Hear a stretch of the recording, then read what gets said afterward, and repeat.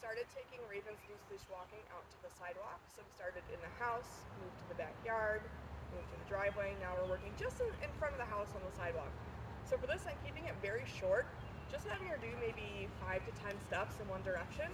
But we've been practicing our turns. So the first turn is called a U-turn. It's the easiest one to do with your dog, but it's where you're turning away from your dog and keeping them on the outside of you. So I'm going to show you real quick what this looks like. Raven. Good response to her name there. You got an itch? Ready? Heel. So marking and rewarding for getting into heel. Using another food lure, taking a couple steps forward with her. And then to make a U-turn, pop, pop, pop.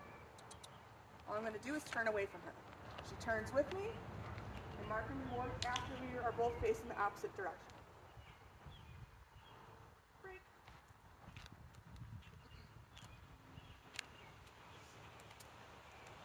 Show you what that looks like again. Raven heel. Good puppy. Let's go. Turning away from her. Marking and rewarding after we've made the turn. Break. Let's see if we can do 2 in a row now. Raven heel. Let's go.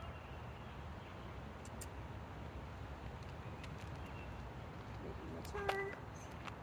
Breaking and rewarding. And I'm immediately going to grab more food. If you're interested, we're going to take 5 to 10 steps the other direction.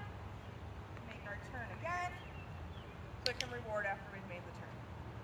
She stays in heel position. I'm going to reward her again. Good girl. Raven. If she gets uninterested, I can just pop her back into heel position. Heel. Beautiful. Let's go.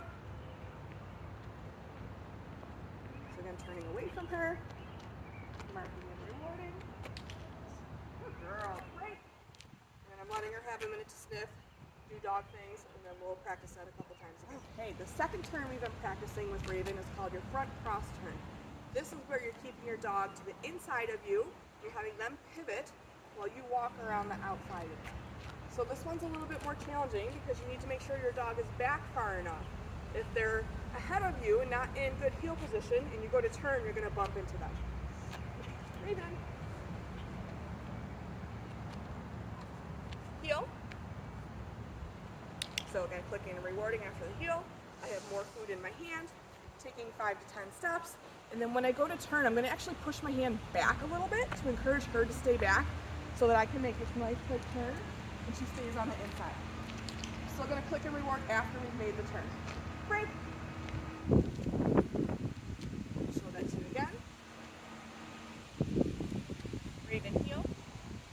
What a good puppy. Okay, so we're moving forward. Let's go. Pushing my hand back just a little bit while I'm making a pretty tight turn here. Yes, that was so good even with that truck. Great.